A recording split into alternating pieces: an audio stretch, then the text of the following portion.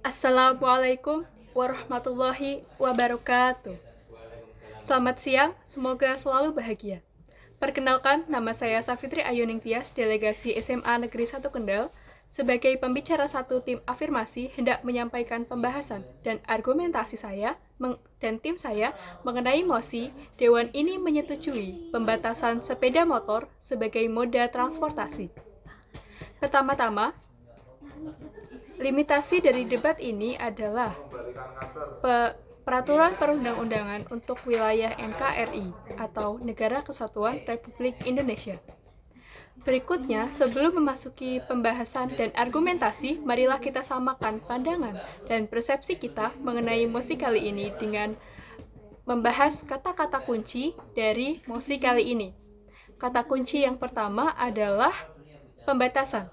Pembatasan bisa diartikan seperti memperketat aturan atau mengurangi penggunaan.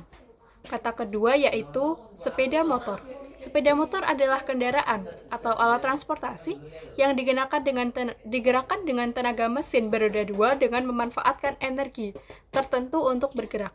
Kata berikutnya adalah moda transportasi, yang mana adalah frasa atau istilah yang digunakan untuk menyatakan alat angkut yang digunakan untuk berpindah dari suatu wilayah ke wilayah lain. Dewan juri yang terhormat, kira-kira mengapa mosi ini perlu untuk diperdebatkan? Mosi ini timbul melihat perkembangan dunia bahwa Eropa dan Amerika serta negara-negara maju yang lain sudah menerapkan pembatasan kendaraan bermotor roda 2, yang mana hal ini tentu menginspirasi negara berkembang lain seperti Indonesia yang masih mengalami masalah dalam hal kemacetan. Bersama forum debat ini, pemerintah dapat mempertimbangkan hal ini dengan mendengar opini dan argumentasi dari tim pro serta kontra dari masyarakat dan kaula muda sekalian. Dewan juri yang saya hormati, saya dan tim saya menyetujui mosi ini dengan beberapa argumen yang akan saya bahas. Argumennya saya bagi menjadi positif dan negatif. Argumen negatif yang pertama adalah motor adalah penyebab kemacetan terbesar. Mengapa argumen ini bisa naik ke permukaan? Penjelasannya adalah di ruas jalan yang dipangkas oleh motor dan mobil itu sangat berbeda. Mobil akan memakan ruas jalan yang sudah pasti karena ukuran minibus yang rata-rata segitu. Semisalnya ada 2 ruas jalan di mana hanya akan cukup apabila ada 2 mobil yang berjajar ke samping. Tapi apabila motor melihat hal tersebut, maka dia akan mengisi celah-celah tersebut sehingga akan menyebabkan pergerakan mobil dan motor itu sendiri menjadi terganggu.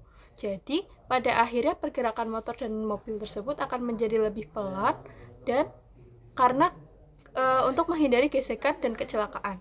Argumen kedua adalah tingginya jumlah kecelakaan lalu lintas yang disebabkan oleh motor. Hal ini bisa timbul karena penggunaan motor yang sederhana dan ukurannya yang kecil memungkinkannya untuk lebih lincah, namun juga menjadi lebih sulit dikontrol dan dikendalikan. Hal ini juga berkaitan dengan psikologi pemotor yang kendaraannya kecil. Mereka merasa akan lebih mudah dan memasuki celah-celah dan lebih cepat serta lebih fleksibel.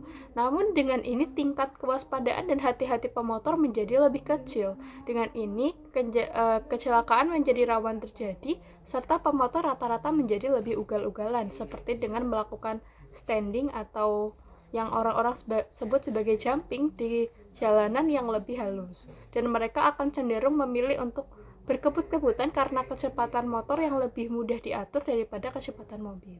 Argumen yang ketiga adalah murahnya harga dan pajak motor membuat jumlah kendaraan motor melebihi yang seharusnya atau overload. Hal ini juga salah satu penyebab dari kemacetan, serta bukti bahwa Indonesia sangat konsumtif. Hal ini jelas bukan hal yang baik dan menguntungkan bagi negara kita, karena motor sendiri belum bisa diproduksi dalam negeri dan masih mengandalkan impor dari negara lain. Motor sudah menjadi penyebab kemacetan, juga jumlahnya berlimpah pula. Lantas bagaimana Indonesia tidak macet? Kapan selesainya masalah macet ini kalau penggunaan motor tidak segera dibatasi? Selain itu, kita lihat bahwa banyaknya kendaraan bermotor, terutama sepeda motor, membuat kita menyumbang karbon terlalu banyak di udara. Karbon ini menyebabkan efek rumah kaca yang meningkatkan suhu bumi kita. Pembatasan sepeda motor akan sangat berdampak pada global warming dan penurunan suhu bumi karena ia adalah salah satu penyumbang karbon paling berpengaruh dari negara kita. Atau setidaknya negara kita Indonesia bisa turun dari rankingnya yang mana adalah salah satu penghasil karbon terbesar di dunia. Pembatasan sepeda motor juga memberi ruang kepada transportasi umum untuk bergerak lebih agresif dalam mencari penumpang serta mengubah pola hidup kita, serta untuk memberi ruang kreativitas bagi anak-anak bangsa untuk membuat kendaraan alternatif selain motor yang lebih ramah lingkungan serta aman. Atau apabila peluang untuk menjadi kreatif ini dihilangkan, kita juga bisa melihat bahwa pengguna yang sebelumnya menggunakan motor dan tidak memiliki keinginan atau tidak memiliki akses pada transportasi umum akan berpindah kembali menggunakan sepeda kayu biasa. Hal ini akan mengatasi permasalahan kesehatan Indonesia yang mana timbulnya budaya baru yang berarti mager atau malas gerak sehingga kalau mereka menggunakan sepeda, setidaknya mereka akan membuat kegiatan fisik dan effort yang lebih banyak untuk berpindah yang sebelumnya tidak ada karena kita menggunakan motor. Mempertimbangkan aspek-aspek di atas dan menimbang negatif serta positifnya, maka saya sebagai perwakilan dari tim afirmasi sangat menyetujui mosi hari ini, yaitu Dewan ini menyetujui pembatasan sepeda motor sebagai moda transportasi. Terima kasih sudah mendengarkan. Wassalamualaikum warahmatullahi wabarakatuh.